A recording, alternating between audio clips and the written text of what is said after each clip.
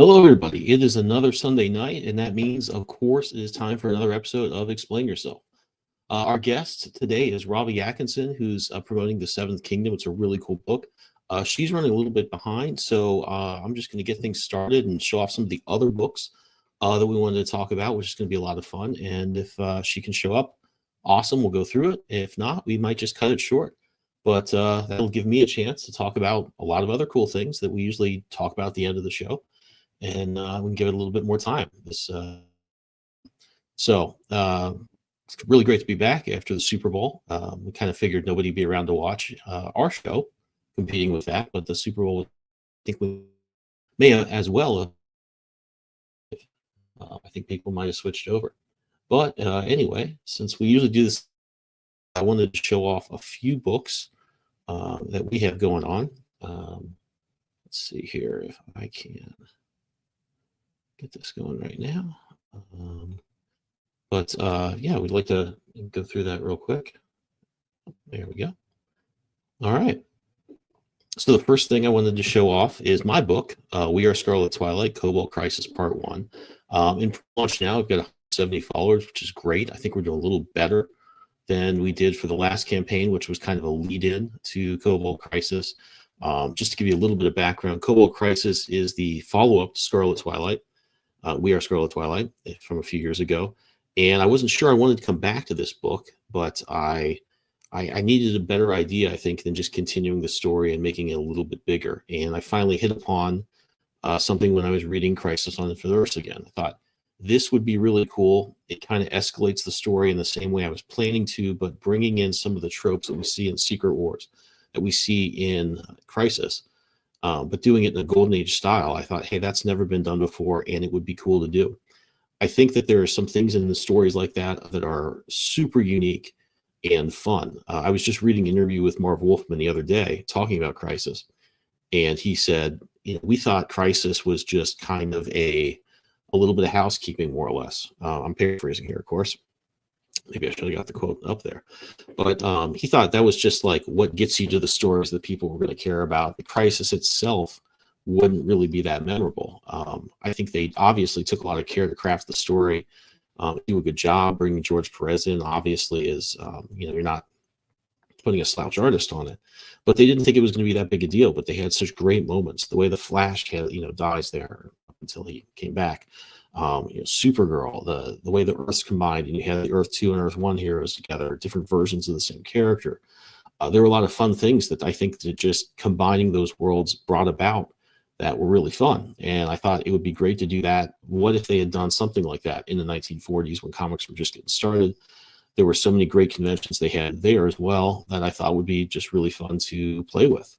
And also, I don't think I've ever seen it done before. So I finally had an idea that was worth doing and ran with it. But if you guys have been following, we have the variant cover I just put out this week. I'm really excited about. We're going to do one for each. Each of the 8 issues is going to have a different character done in this sort of Golden Age style. So it's like you're picking up a comic of that character from the 30s or 40s. And then our main covers, of course, will just be modern and tied to the story. Here's the main cover. Really pumped for this. It was a little bit tough to figure out how to do it, in that I needed something that looked a little bit like Crisis and had planets and explosions and things. But I also kind of wanted something that harkened back to the first Scarlet Twilight cover a little bit as well.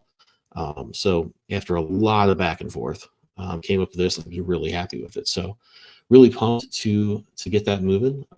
It's going to be a huge event. As you can see here, we're bringing a lot of different heroes. We're going to have that feel that you get from reading Secret Wars or reading Crisis, which is just, like I said, I think that they never thought they were doing something that cool when they came up with these types of things. They had kind of a business reason for doing it, but I think when it was done with care, and it was such a unique thing, it just became, something that has its own. It's almost a genre to itself. I think it was the first, in my mind, one of the first Secret Wars and Crisis were, I think, the templates for all the great crossovers we've had since. So to do that in a Golden Age style, I thought would be a really cool opportunity.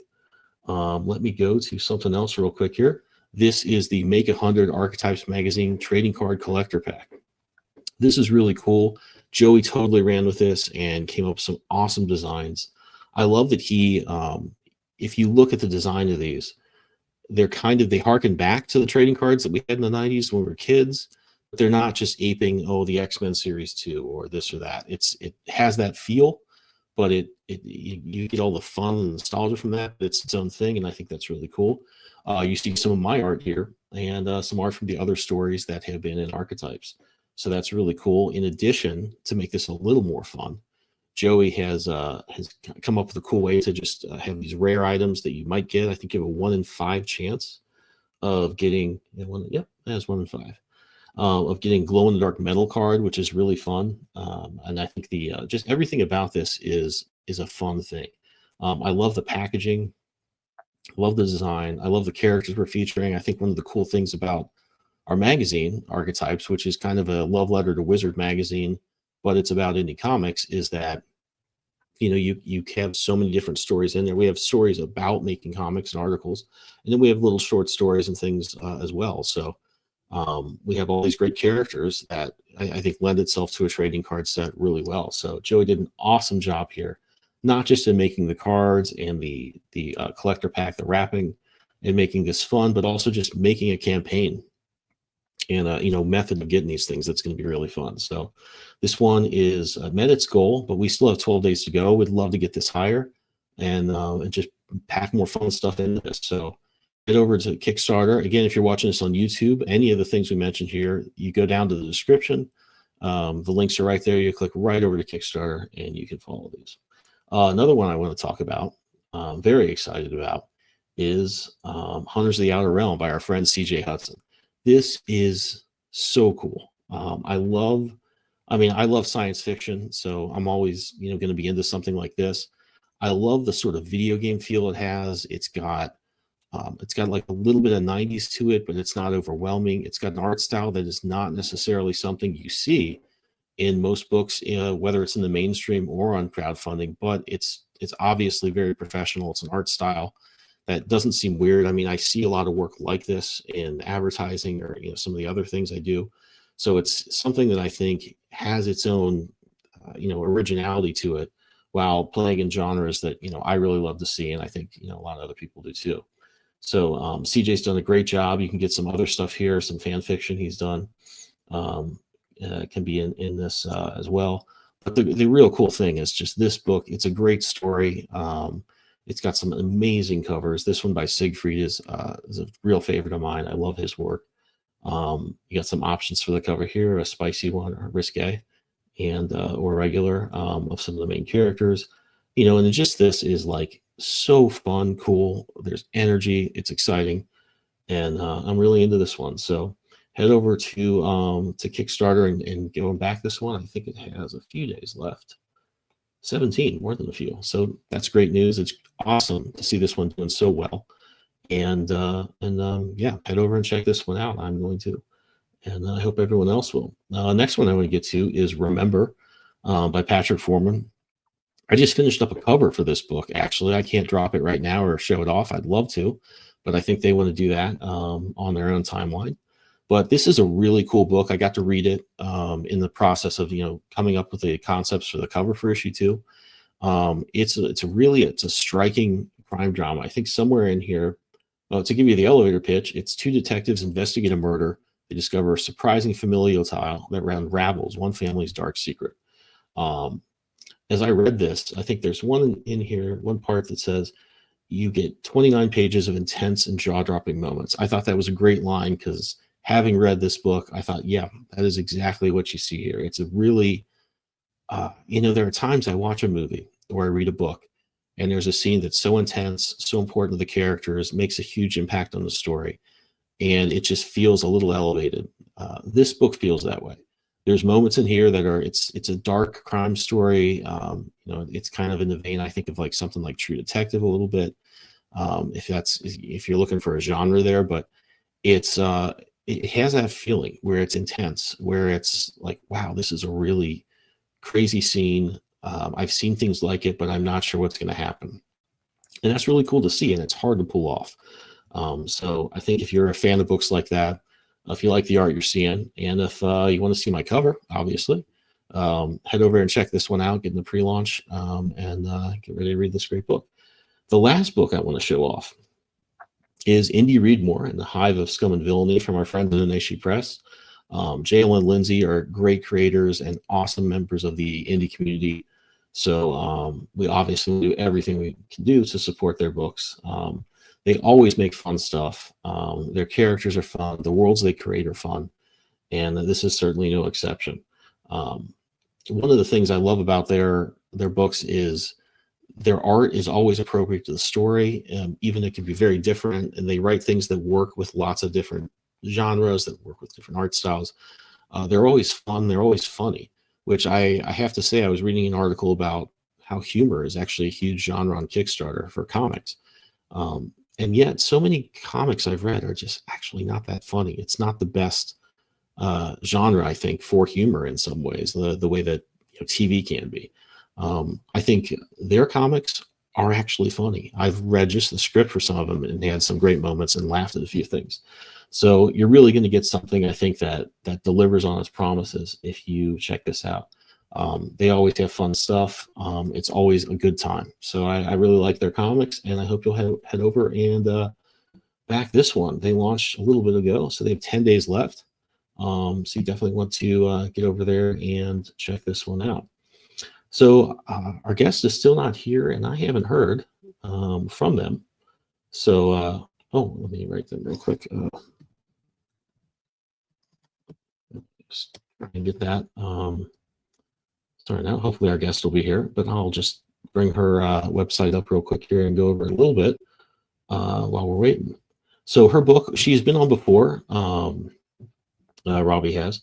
This is a manga book that she's developed. It's really fun. It's got, I think it's an incredibly ambitious project. It's going to be several volumes. She has it, I think, all written out. This one, obviously, if you see this this fun countdown here, is launching for pre-order in 12 days, in 10 hours and 42 minutes, all that.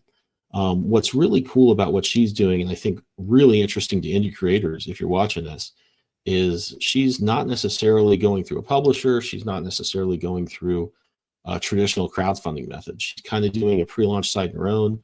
She's got channels to get this into bookstores. So she's really kind of come at this. She's had a really great career in other parts, other writing jobs and filmmaking. So I think she comes at this with a really solid business sense that I think is really interesting. And especially if you look at like what we're going through in indie comics, where a lot of us certainly exist within the crowdfunding sphere, but want to, I think we all want our books in the shops. And that's, I think, also an important part. You can do really great on crowdfunding, but it's just a different world. And I think a lot of us have, dreams of want to work for Marvel, DC, right? Spider-Man or something one day. Being in shops and doing well in shops is a big part of making that step.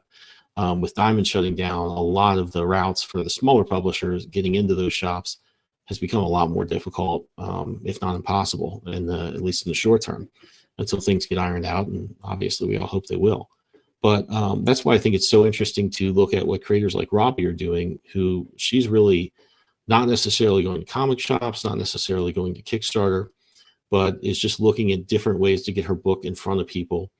Without really, relying on that. So I think it's hopefully if she can show up, would be really interesting to go over with her again. Hey, how do you set up these deals? How do you get into Barnes and Noble? Who do you need to talk to? What kind of qualifications do you need to have? But let me bring up the page for her book, because I think there's some cool artwork there I can scroll through. It's in somewhere. I remember this being a little tough to get through or to find the thing that shows you all the stuff. But yeah, it's really great artwork is one of the things I noticed. A lot of times, especially with American manga, you get stuff that's a little half-baked. If you go on Webtoons, things like that, you see stuff that's got manga elements. They do the eyes the way it is, but you haven't really seen the artist absorb the art form, which is a little bit different than the American art form. It's not just speed lines and big letters or big eyes. There's a lot different things going on that are really fun. So let me just click through here. You see the cover for issue 1 here, obviously, which is really good. I think this website used to have a lot more stuff where you could see about the characters, and things like that, and see some artwork pages as well. So let's see here. The secret page, we'll see what that is. Okay, well, this is cool because it does show off some of the artwork as well. But yeah, I think also this is what's cool about this is she's doing the pre-launch thing, but she's also doing some of the secret stuff, the secret page token thing here. That is kind of fun, and does tie in the way same way we do stretch goals on Kickstarter. We can do that, as well here in different ways. So give her a few more minutes before I, excuse me, before I decide to cut this one short. But in the meantime, I can go over this and show off some of it, and then we can hit the ground running if she shows up with some of the questions I had that I think would be pretty cool to go through. But yeah, in the meantime, just as an update, D Collective has a ton of cool stuff planned for this year. We are talking about doing some different card sets, maybe with my book, maybe with some other creators' books who I'm sure you're all fans of when they're ready to announce that. But some really cool stuff in store for this year. I've just been working away on Cobalt Crisis. This turned out really well, but I actually can show you. Had a pretty tortured development. Let's see if I can bring this up. It might be cool to see. I've never had to redo a cover as many times as I redid this. Bring that up real quick here.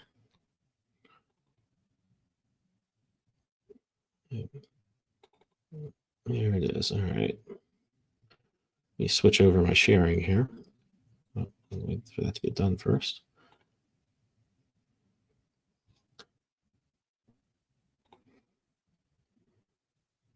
All right, so you see the final here. It turned out really cool. If I had had that layout the first time, it would have been a lot easier. But let me take you through some of the process of this, which was pretty torturous. So this is expressions. This is what I do my when I do my drawing in most of the time. I have to start drawing physically a little more, which is fun. Got some tools for that and do some covers with that, but still mostly digital. Started off with this one with some of the new villains from issue 1 who I'm really excited to introduce. Menacing Captain Lancet. I'm a big fan of Dick Sprang and the old Batman comics, so it was kind of fun to just turn my brain off in terms of how I normally draw covers or artwork in general, and just look at the tools that they kind of use. The way they did feathering, the way they did faces, the way they did, say, just Batman's cowl, or what things they were really cartoony about. And I think a lot of that, if you look at that old stuff, really gets carried through in Bruce Timm's style, who did a cool update of that in his work. So had a few good ideas. I thought, yeah, this will be a great cover.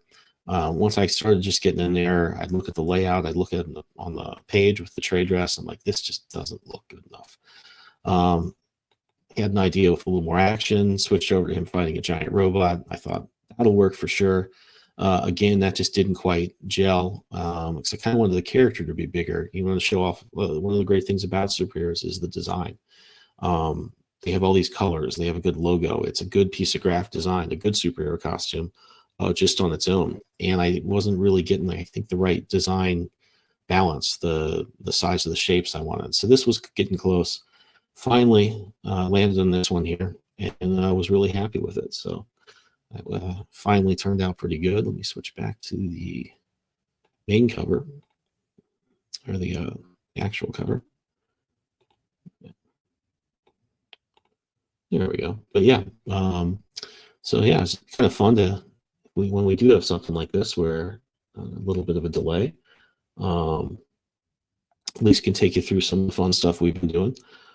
Joey's out. I should have mentioned that earlier. Joey's out for today, a little under the weather. But yeah, he's got a lot of cool stuff coming up, and I guess we'll probably just get back to that next week. We have another great guest lined up. We'll have more Scarlet Twilight art to show. I know Joey has a lot of cool stuff to show, and obviously we'll have a guest that's going to tell us about another great new indie comics book that you can check out. So sorry about this one. We looks like we are not going to have a guest for tonight, but it's been fun to at least share a little bit of artwork. Never have quite as much time as I'd like to do that. So I guess that's the silver lining. But I guess that'll do it for this week, and I will talk to everyone next. Gosh, almost forgot. I'll drag this on a little longer. For those of you that backed my previous campaign, Countdown to Cobalt Crisis, which was kind of the lead-in to this book, that one is I just started fulfilling on Friday. I have another stack of books behind me. I don't know if you can see them. It's a little dark. I lost my other light. Those will be going out pretty soon, all of this week. I think I have to order a few more supplies for some of the last batch of them. But if you backed that, the physical copies, you've got the digital already and have had for a while. But the physicals are going out through pirate ship this week and next week. So I'm excited for that, to just have that all out to everybody. So you will have that book in your hands. One other update. I know a lot of you have seen some of my art in anthology called Pots and Panels. Just got word the digitals for that are going to go out pretty soon. And so that's also something I'm really excited to get out there. Excuse me, quick here. I did a 4-page story for that, which I could probably dig up 1 page of. Oh, no, it's not on here. I think I moved it off. Well, anyway, I guess you'll have to wait for the digital. If you back that one, though, you should be checking your inbox, because that will be arriving pretty soon. So now I think I'm done. Like I said, we will be back next week to talk about more great indie books. Sorry about our guest this week. I think she must have had something going on and couldn't make it, but it happens. But I will talk to you all next week. We'll have another great indie creator to talk about their book and go over all this other cool stuff. Until then, have a great week and keep reading those comics.